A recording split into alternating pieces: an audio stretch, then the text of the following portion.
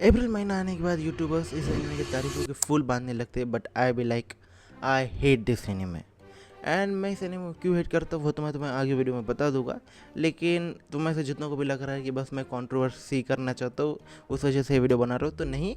मैंने एक शॉट बनाई थी इस पर कि why I don't recommend this anime to you. आज की वीडियो में कोई कंट्रोवर्सी नहीं होगी, मैं जेन्युइनली तुम्हें अच्छा खासा पॉइंट दे दूंगा कि मैं क्यों इस एनिमे को अच्छा नहीं मानता। एंड अपने ओपिनियन तुम कमेंट्स में हमेशा की तरह बता सकते हो। तो देखो, मुझे ये एनिमे अच्छा नहीं लगता, मैं इसे पसंद नहीं करता। इसका मतलब ये नहीं कि एनिमे कम्प्लीटली ख़राब है। इस एनिमे में अच्छी चीज़ें हैं, जैसे कि इसकी राइटिंग बहुत ज़्यादा अच्छी है।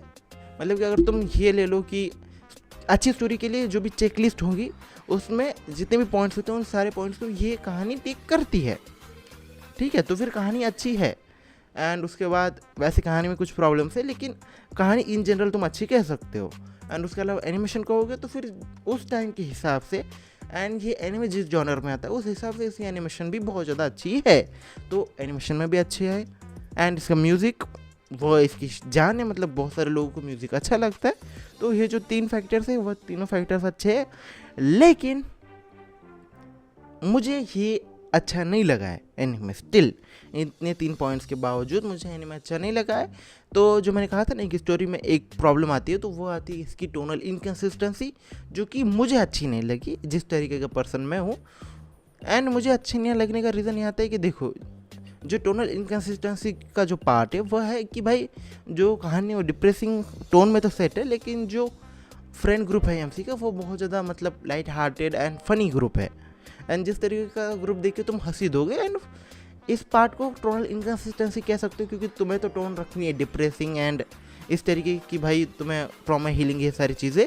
एज मैंने कहा ना कि थीम ये भी है कि तुम्हें ट्रॉमा हीलिंग दिखानी है, तो फिर तुम ग्रुप को दिखाते हो कि ग्रुप फॉर्म हो रहा है और ग्रुप से हील हो रहा है। लेकिन प्रॉब्लम क्या है इसमें कि तुम्हारे पास पहले ही एक ग्रुप है, जो कि ग्रुप बनता एंड बाद में हीलिंग हो रही है, वो इन जनरली हम एक्सपेक्ट करते हैं कहानी से।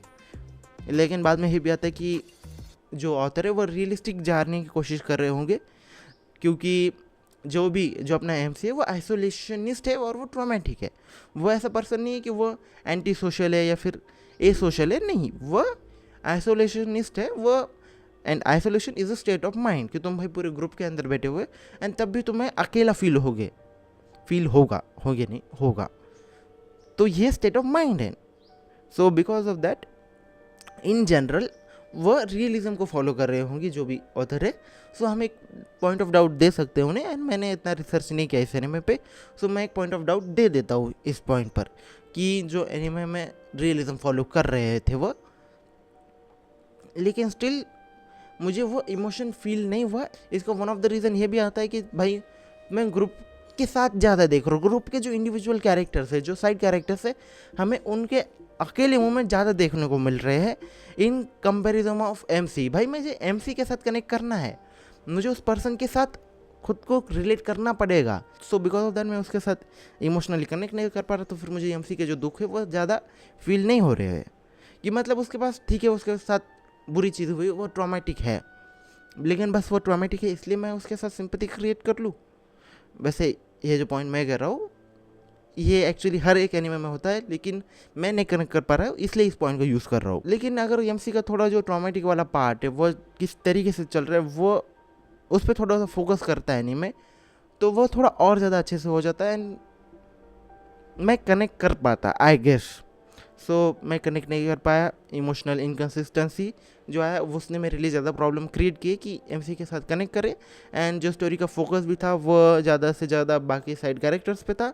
एमसी से ज़्यादा, मतलब एमसी के जो इमोशनल मोमेंट्स होने चाहिए उससे ज़्यादा मुझे फील हुआ कि उसकी जो बेस्ट फ्रेंड है फीमेल वाली, जिसको कि एमसी पसंद है, उस पर ज़्यादा फोकस हुआ। जो कि अभी मैं मतलब मुझे 1-2 साल हो गए इस एनिमे को देख के, एंड अभी भी मुझे एमसी से ज़्यादा उसकी जो फीमेल फ्रेंड है वो याद आ रही है।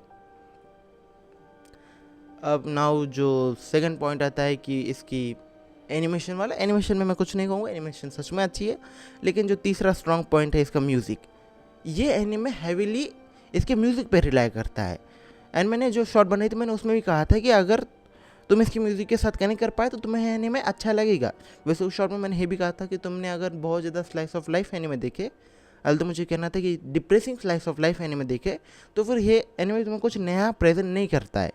जो कि बात अभी मैं कहूँगा कि अगर तुमने बहुत ज़्यादा स्लाइस ऑफ लाइफ देख लिया है जो कि डिप्रेसिंग है, तो तुम कहोगे कि हाँ ये नॉर्मल एनिमे है। मैंने ये कहा था ना कि इसका म्यूज़िक आता है, इसका पार्ट ये हैवीली रिलाई करता है, तो वो म्यूज़िक के साथ ही मैं कनेक्ट नहीं कर पाया।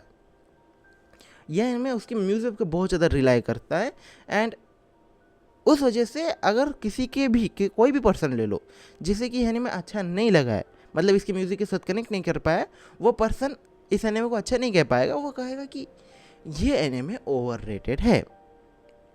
एंड वही पार्ट आता है कि जब कोई एनिमे ओवररेटेड हो जाता है तो फिर तुम पर्सनल डिसलाइक करते हो एंड डिसलाइक होने के बाद तुम उसको लेके एक हेट आ जाता है कि भाई क्या गुड एनिमे है, वो सारी चीज़ आती है।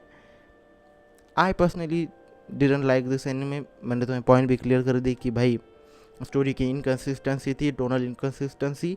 वेल दो उसको तुम आर्ग्यूमेंट मैंने ये भी दे दिया था कि एज ए क्रिटिक की इसमें रियलिज्म घुसाने की कोशिश की है, जो कि हमने पॉइंट ऑफ डाउट दे दिया, इसलिए उस पॉइंट को हम एज अ बस मैं इमोशनली कनेक्ट नहीं कर पाया, ये एक पॉइंट हम काउंट करेंगे। एंड म्यूज़िक भाई कनेक्ट नहीं हुआ तो इमोशन फील नहीं कर पाया, मतलब कि मैं इमोशनली इसके साथ कनेक्ट नहीं कर पाया तो मुझे अच्छा नहीं लगा।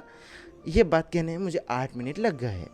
अब तुम्हें अपने ओपिनियन अच्छे से बताने के लिए कितना टाइम लगेगा कमेंट सेक्शन में तुम टाइम के साथ बता देना। एंड कमेंट सेक्शन में अपने ओपिनियन बताते बताते चैनल को सब्सक्राइब भी कर लेना, या फिर नहीं किया तो भी चलेगा, बस वीडियो को लाइक या फिर डिसलाइक इन दोनों में से कुछ एक कर देना, मैं समझ जाऊँगा।